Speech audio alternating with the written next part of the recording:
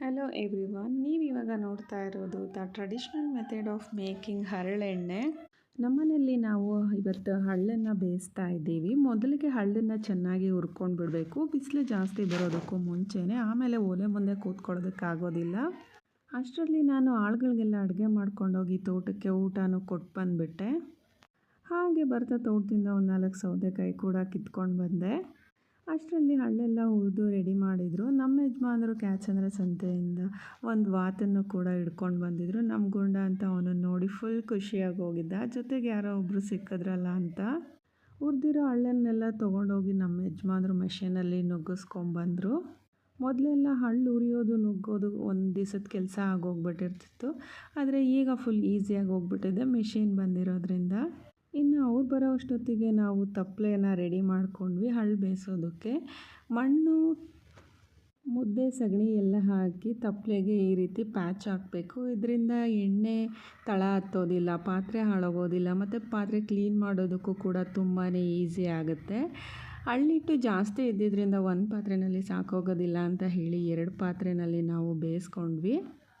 ಕಳೆದ 2 ವರ್ಷದಿಂದ ನಾವು ಹಳ್ಳನ್ನು ಬೇಯಿಸೋದಕ್ಕಾಗಿರಲಿಲ್ಲ. ಮಾಗಡಿಯಿಂದ, ಕಲ್ಲೂರಿಂದ ಎಲ್ಲನೂ ಕೂಡ ಎಣ್ಣೆ ತರಿಸಿದ್ವಿ. ಆದರೆ ನಮ್ಗೆ ಅದು ಯಾವ ಎಣ್ಣೆನೂ ಕೂಡ ಸೂಟೇ ಆಗಲಿಲ್ಲ. ಬೇಯಿಸ್ದೆಣ್ಣೆ ಹಾಕ್ಕೊಂಡು ರೂಢಿಯಾಗಿದ್ದು ನಮಗೆ ಕೊಂಡೆಣ್ಣೆ ಅಷ್ಟೊಂದು ಸ್ಯಾಟಿಸ್ಫ್ಯಾಕ್ಷನ್ ಕೊಡಲಿಲ್ಲ. ಒಂದಿನ ಮುಂಚೆನೇ ಪ್ರಿಪ್ರೇಷನ್ ಎಲ್ಲ ಮಾಡಿಕೊಂಡು ಬೆಳಗ್ಗೆ 6 ಗಂಟೆ 7 ಗಂಟೆ ಹೊತ್ತಿಗೆ ಹಿಟ್ಟನ್ನು ನೀರಿಗೆ ಹಾಕಿಬಿಟ್ರೆ ಎಣ್ಣೆ ಬೇಗ ಬರುತ್ತೆ. ಬಿಸಿಲಲ್ಲಿ ನಿಂತ್ಕೊಳ್ಳೋ ಅವಶ್ಯಕತೆಯೇ ಇರೋದಿಲ್ಲ. 10-11 ಗಂಟೆಗೆಲ್ಲ ಎಣ್ಣೆ ಬಂದುಬಿಡುತ್ತೆ.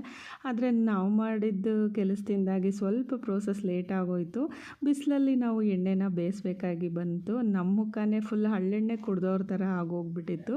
ಏನೂ ಮಾಡೋಕ್ಕಾಗಲ್ಲ. ವರ್ಷ ಪೂರ್ತಿ ತಂಪಾಗಿರ್ಬೇಕಂದ್ರೆ ವರ್ಷಕ್ಕೊಂದು ದಿವಸ ಕಷ್ಟಪಡೋದ್ರಲ್ಲಿ ತಪ್ಪೇನಿಲ್ಲ.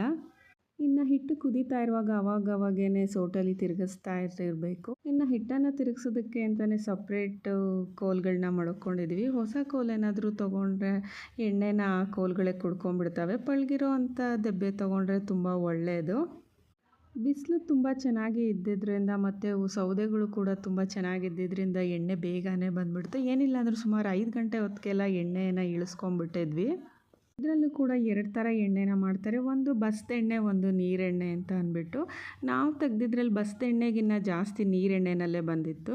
ಬಸ್ದಾದ್ಮೇಲೆ ತಪ್ಪಲೆಗೆ ನೀರನ್ನು ಹಾಕಿ ಅದ್ರ ಮೇಲೆ ತೇಲೋ ಅಂಥ ಎಣ್ಣೆನ ಮತ್ತೆ ಇನ್ನೊಂದು ಪಾತ್ರೆಗೆ ತೊಗೋತಾರೆ. ಹಾಗೆ ಬಸ್ದಂಥ ಎಣ್ಣೆನೂ ಕೂಡ ಕೆಂಡದ ಮೇಲಿಟ್ಟು ಬೇಯಿಸ್ತಾರೆ. ಹಾಗೆ ನೀರೆಣ್ಣೆ ತೆಗ್ದಿದ್ದನ್ನು ಕೂಡ ಕೆಂಡದ ಮೇಲಿಟ್ಟು ಸೋಸ್ತಾರೆ. ನಾವು ಎಣ್ಣೆ ಎಲ್ಲ ತೊಗೊಂಡು ಕ್ಲೀನ್ ಮಾಡೋ ಹೊತ್ತಿಗೆ ಆಲ್ರೆಡಿ ರಾತ್ರಿ ಹಾಗೇ ಹೋಯಿತು. See you in next video.